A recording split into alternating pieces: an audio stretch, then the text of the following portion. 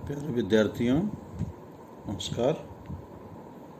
आज हम चर्चा कर रहे हैं महाराजा गंगा सिंह विश्वविद्यालय के बीए पार्ट सेकंड के फर्स्ट पेपर सामाजिक अनुसंधान की पद्धतियाँ, और यही पेपर राजस्थान विश्वविद्यालय के बीए पार्ट सेकंड के फर्स्ट पर्चे के रूप में पढ़ाया जा रहा है। और दोनों ही विश्वविद्यालयों के पाठ्यक्रम के संदर्भ में हमने जिस टॉपिक का चयन किया है वो है सामाजिक अनुसंधान के प्रकार, types of social research. Types of social research के संदर्भ में मेरी आपसे ये दूसरी मुलाकात है।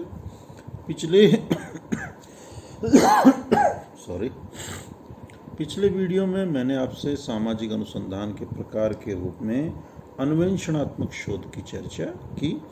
आज हम अन्वेषणात्मक शोध के प्रमुख कार्य और अन्य जो सामाजिक अनुसंधान के प्रकार हैं उनके बारे में हम क्रमवार चर्चा करेंगे।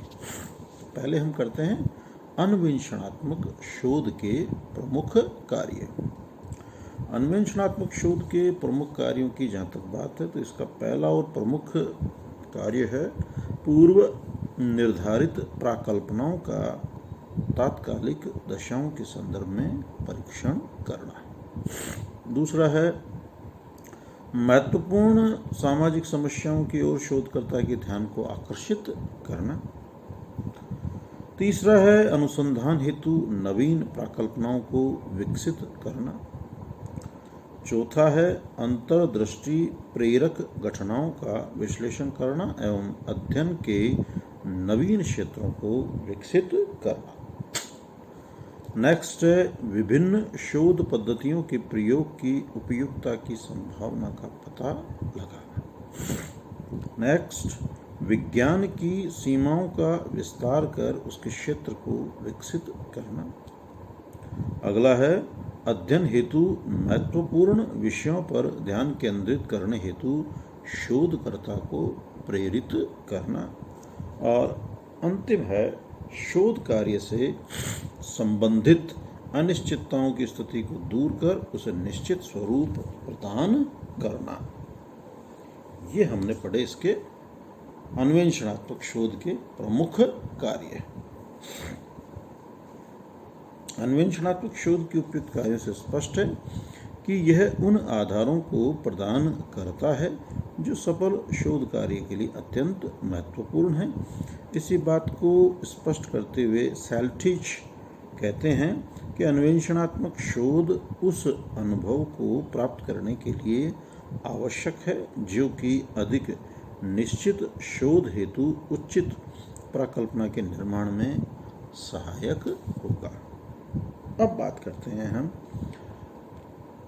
सामाजिक शोध के नेक्स्ट अगला प्रकार है वो है वर्णनात्मक शोध, डिस्क्रिप्टिव रिसर्च। वर्णनात्मक शोध एक ऐसी शोध की विधि है जिसका उद्देश्य विषय या समस्या के संबंध में यथार्थ या वास्तविक तथ्यों को एकत्रित कर उनके आधार पर एक विवरण प्रस्तुत करना। सामाजिक जीवन से संबंधित कई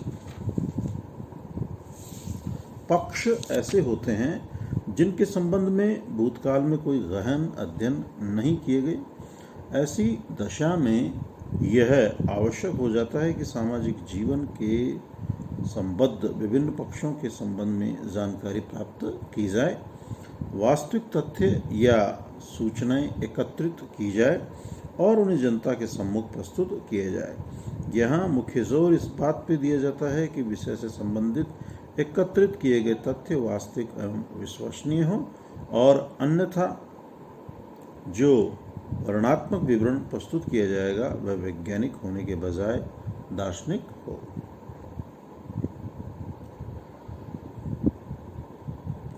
यदि हमें किसी जाति, समूह या समुदाय के सामाजिक जीवन के संबंध में कोई जानकारी प्राप्त नहीं है तो हमारे लिए आवश्यक है कि किसी वैज्ञानिक प्रविधि को काम में लेते हुए वास्तविक तथ्य एकत्रित किए जाएं।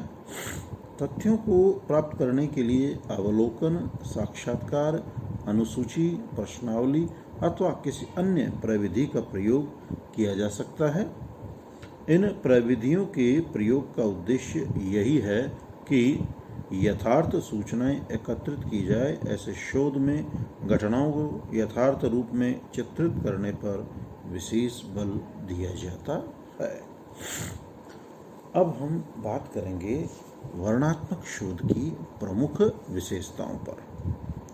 वर्णनात्मक शोध की प्रमुख विशेषताओं का जहाँ तक प्रश्न है तो इसकी पहली और प्रमुख विशेषता है कि इस प्रकार के शोध या अनुसंधान में विषय या समस्या के विभिन्न पक्षों पर सविस्तार प्रकाश डाला जाता है।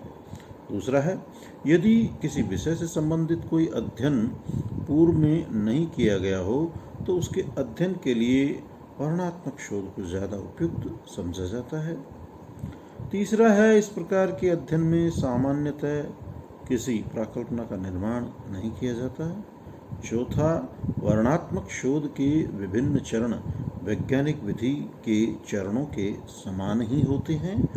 इसमें विषय का सावधानी पूर्वक चुनाव, उचित प्रविधियों का प्रयोग, निदर्शन प्रणाली के द्वारा उत्तरदाताओं का चुनाव, वास्तविक तथ्यों का संकलन तथा पक्षपात रहित होकर परिणामों का विश्लेषण करना आदि बातें प्रमुख रूप से आती है।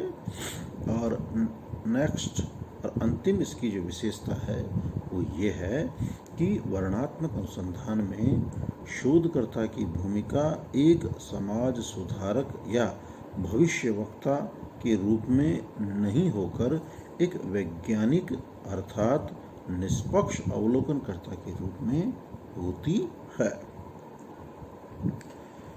अब हम बात करेंगे वर्णनात्मक शोध में निम्नलिखित बातों पर ध्यान देना आवश्यक है। इसके लिए जो महत्वपूर्ण बात है वो निम्न है। पहली है, शोध विषय या समस्या का चुनाव सावधानी पूर्वक किया जाना चाहिए कि उससे संबद्ध सभी आवश्यक एवं निर्भर योग्य तथ्य एकत्रित किए जा सकें। दूसरा है, शोध कार्य को वैज्ञानिक आधार प्रदान करने के लिए आवश्यक है कि तथ्यों के संकलन के लिए प्रविधियों का चुनाव पूर्ण सावधानी के साथ किया जाए। अगला है, वर्णनात्मक शोध में वस्तुनिष्ठ दृष्टिकोण बनाए रखने की अत्यंत आवश्यकता है। इसका कारण यह है कि पक्षपात, मिथ्या झुकाव एवं पूर्व धारणा आदि के अध्ययन में प्रवेश कर जाने की काफ़ी संभावना रहती है। अपने अध्ययन विवरण को वस्तुनिष्ठता की कमी पर रोचक बनाने के लोभ से शोधकर्ता को अपने आप को बचाना चाहिए। और अंतिम है, वर्णनात्मक शोध कार्य काफ़ी विस्तृत होता है, अतः उससे समयबद्ध एवं व्यय में मितव्ययतापूर्ण होना आवश्यक है। ऐसे अध्ययन में समय एवं धन की काफ़ी आवश्यकता पड़ती है, अतः इस बात की सावधानी रखी जानी चाहिए कि अनावश्यक मदों पर समय, श्रम, धन को नष्ट नहीं किया जाए। वर्णनात्मक शोध के सफल संचालन के लिए हमें निम्न चरणों से गुजरना होता है। पहला है, शोध के उद्देश्य का प्रतिपादन। सर्वप्रथम शोध के उद्देश्यों का निर्धारित किया जाता है। तत्पश्चात उद्देश्यों की स्पष्ट परिभाषा दी जाती है। यहाँ शोध से संबद्ध मौलिक प्रश्नों को स्पष्ट किया जाता है। ऐसा करने से अनावश्यक तथ्यों के संकलन एवं समय, श्रम, धन की बर्बादी को रोका जा सकता है। दूसरा है, तथ्य संकलन की प्रविधि का चुनाव। तथ्य संकलन की विधि ये विषय या समस्या की प्रकृति के अनुरूप ही हमें चुननी चाहिए। अगर ऐसा नहीं होगा तो इसके अभाव में विषय से संबद्ध प्रमाणिक तथ्य आंकड़ों को हम एकत्रित नहीं कर पाएंगे। अगला है, निदर्शन का चुनाव। समूह या समग्र की प्रत्येक इकाई का समय एवं साधनों की सीमितता के कारण अध्ययन किया जाना संभव नहीं होता, अतः संपूर्ण जनसंख्या में से निदर्शन की किसी उपयुक्त विधि की सहायता से कुछ प्रतिनिधि इकाइयों का चुनाव कर लिया जाता है। इन इकाइयों का अध्ययन कर जो निष्कर्ष निकाले जाते हैं वे संपूर्ण जनसंख्या पे लागू होते हैं तथा साथ ही काफ़ी विश्वसनीय भी होते हैं। नेक्स्ट है आंकड़ों का संकलन एवं उनकी जांच। अध्ययन की इकाइयों का किसी निदर्शन पद्धति द्वारा चुनाव कर लेने के पश्चात वैज्ञानिक प्रविधि अर्थात अवलोकन, साक्षात्कार, अनुसूची या प्रश्नावली का सहारा लेते हुए आवश्यक तथ्य एकत्रित किए जाते हैं। साथ ही उचित रीति से इन तथ्यों की जांच भी की जाती है ताकि अध्ययन में अनावश्यक बातें सम्मिलित न हो सके। अगला है तथ्यों का विश्लेषण, एनालिसिस ऑफ डेटा। इसका तात्पर्य यह है कि जिन तथ्यों को संकलित किया गया है उनका समानता एवं भिन्नता के आधार पर अलग अलग समूहों में वर्गीकरण किया जाता है, उनका सारणीयन किया जाता है, साथ ही तथ्यों की सांख्यिकीय विवेचना भी की जाती है। इस कार्य हेतु वस्तुनिष्ठ एवं प्रशिक्षित अध्ययनकर्ता का होना परम आवश्यक है। और अंतिम है प्रतिवेदन या रिपोर्ट का प्रस्तुतिकरण, रिपोर्टिंग। यह है अध्ययन विषय से संबद्ध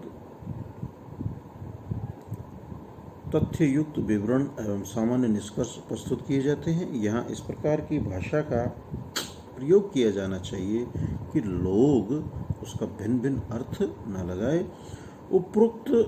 उपर्युक्त चरणों से गुजरकर ही वर्णनात्मक शोध कार्य अपने उद्देश्य की प्राप्ति में सफल होता है।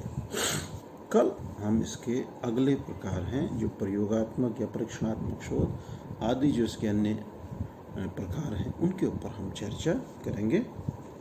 साथियों, मैं बार बार आपसे मेरे पिछले वीडियो में ये बात दोहरा रहा हूँ, फिर आपसे कह रहा हूँ कि ये पेपर थोड़ा सा थ्योरेटिकल है।